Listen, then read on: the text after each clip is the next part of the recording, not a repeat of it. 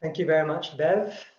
Good day to all. Really great to see so many ETI members, colleagues, and others really engaged on this topic. So we're really excited and happy to be here with you today.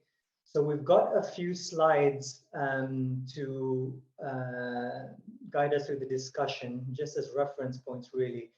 So Grace, can you kindly put it up? Excellent. Yeah, and we can move directly to the first slide.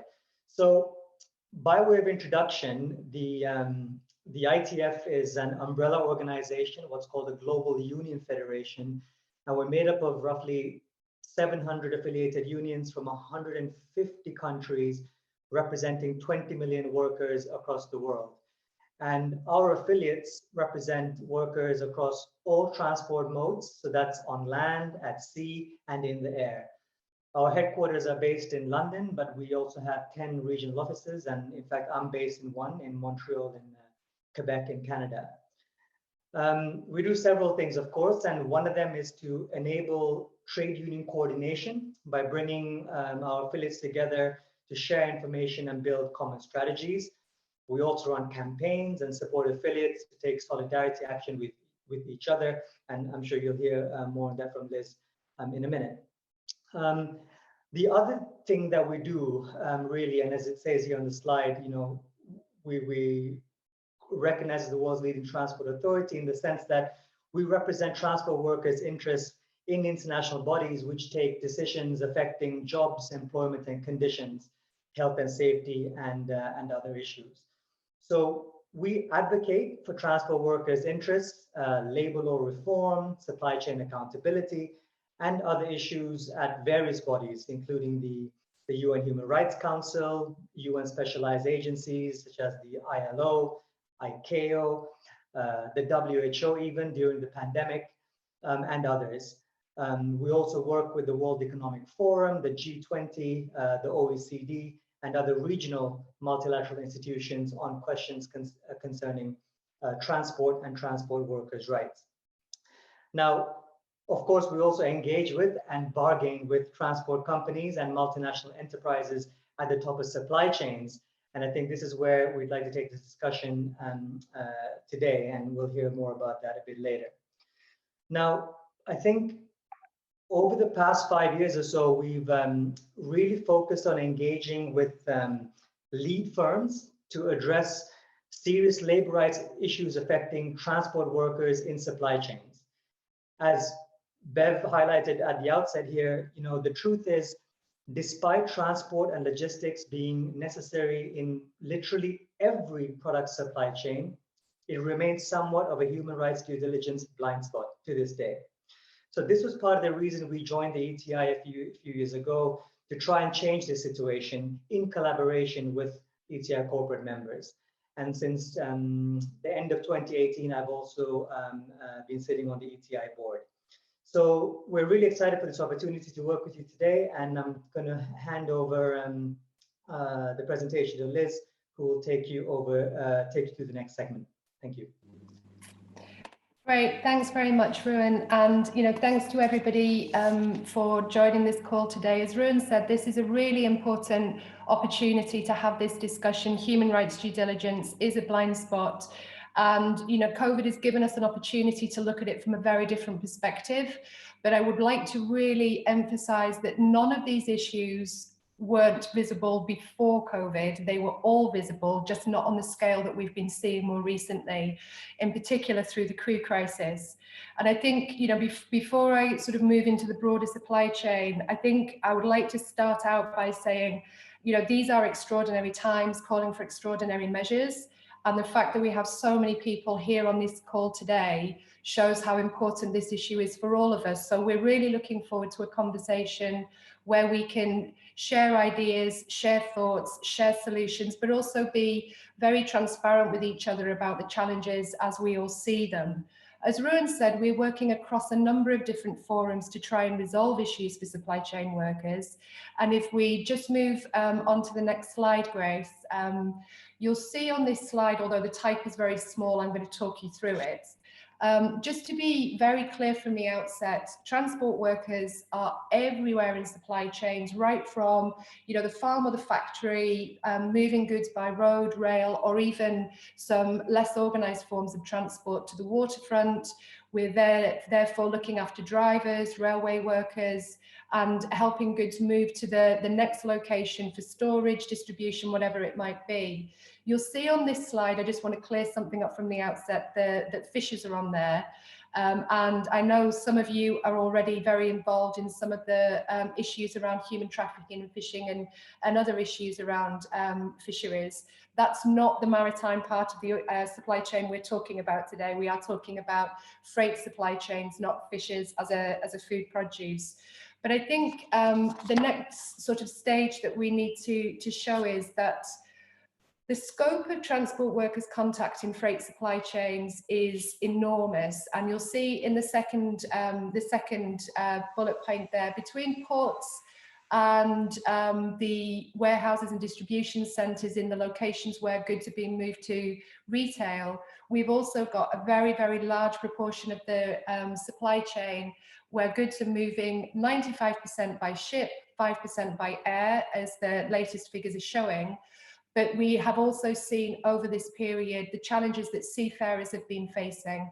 We know that there are crises in aviation, and particularly in passenger aviation, but we also know that some of you are moving goods into air freight to try and expedite moving goods into retail and distribution centres. So our members are right through the supply chain, right to the point where there's a knock on your door and the package is delivered to you.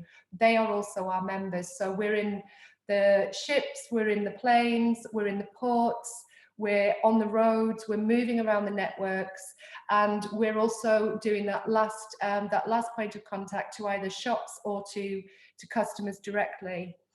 And whilst we recognise the competitive imperatives that have led to contracting out and some of the challenges that we're facing now, what we also want to make clear is fragmentation is making it much harder for workers to actually assert their fundamental rights, even to form and join unions, because of the models of employment, non-standard forms of employment, and issues that derive from those forms of employment.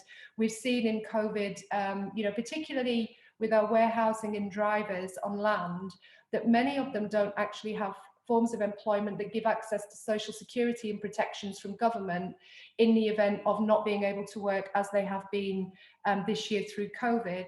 And then right the way through that to the other end of the spectrum, where we do have well-organised workers, we do have large groups of membership in different unions, where PPE's been an issue and other areas of support for sanitation, access to toilets, hand cleaning, that sort of thing's been a challenge. We've seen in some countries, and if we move on to the next slide, please, Grace, we've seen in some countries that we've actually had to close down warehouses. In France, 6 Amazon warehouses were closed down for deep cleaning because of the issues pertaining to the access to PPE and sanitation. So we have a number of teams working across the globe on these issues, and we're looking really hard at how we can work with more partners such as yourselves to be able to resolve some of these issues. And you'll see just some of the headlines there. This is just in the last few months. And so we wanted to take this opportunity in this conversation to say, we know that we need to focus on the crew crisis. We know that many of you are very concerned about that. We've also seen concern from the ESG community and investors on the challenges that we're seeing in the seafaring community, but increasingly we're seeing similar challenges on the roads as well as in the warehouses. So the scope of the problem for us is that we have systemic failures in the ability for companies to be able to assert their due diligence. We know that there are issues around human rights due diligence across the board. And so, as I said earlier, these are extraordinary times, extraordinary solutions are going to be required, and we already have some solutions, but we want to really work together with you to work out how we can scale up these solutions. And Ruwan's going to talk a little bit more about those solutions in a second. So we really welcome this opportunity to work with all of you. I'm going to be working with Bev on running this piece of work with all of you. Ruwan will continue his role as well. But we wanted to make it very clear from the outset, we recognise the scale of the problem is going to be challenging. We've already had a number of conversations with different companies around the crew crisis. We had a group of companies that wrote to the UN Secretary General asking for intervention to resolve the crisis. We've now seen that some of the investor groups are also starting to do that. Fidelity started a letter up last week. So what we want to do now is concentrate on, now that we've shown you the scope of the problems, we just want to take a bit of time to show you some of the solutions, and Ruwan will go through some of those steps with you now, and then we'll be able to take any questions afterwards. Back to you, Ruwan. Thanks, Liz.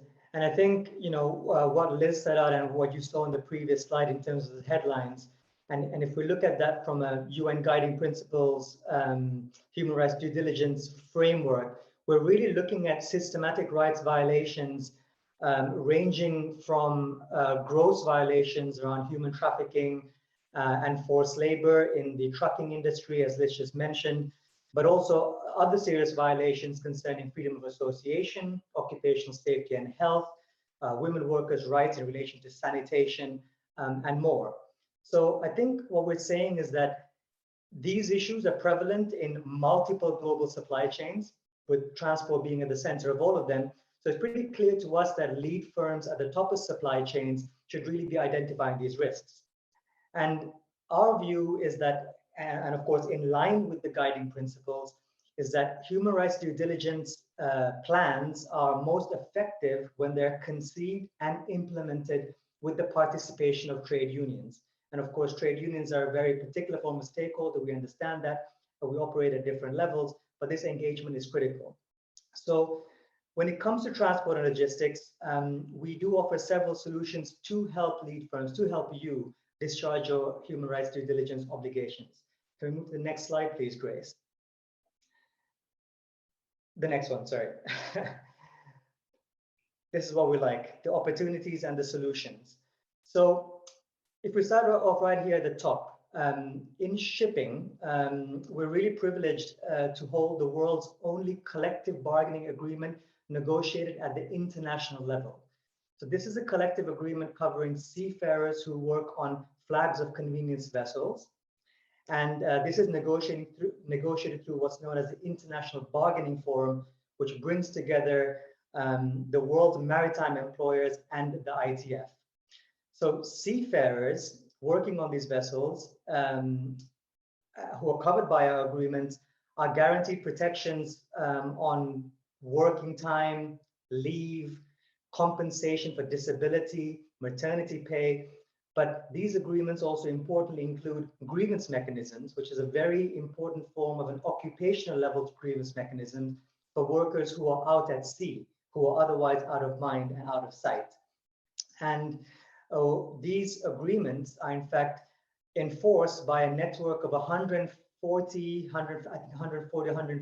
ITF inspectors and contacts who are based in, I think, 60 countries around the world.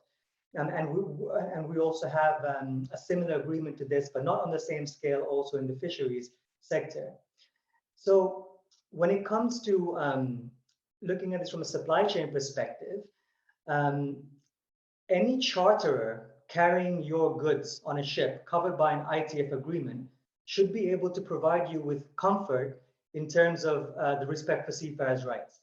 Now, if we look at a company like Maersk, which is a major shipping company, for example, they require that any ship that they charter have an ITF agreement on board. A number of oil majors, of big oil companies, also require this of their shipping companies. So this is a way of looking at managing human rights risk in the shipping industry. Now, Liz mentioned the current crew change crisis, which for those of you who are not aware, is a situation where, as we speak, there are about 400,000 seafarers trapped at sea who cannot disembark, and others who cannot embark vessels due to COVID-19 related travel restrictions. This has meant that just this week, we're on the phone with a seafarer who has been on board for 20 months, 20 months at sea without being able to get off, and maybe stuck on board during the Christmas break as well, when most seafarers hope to go home and see their loved ones. Now, with this crisis, we have managed to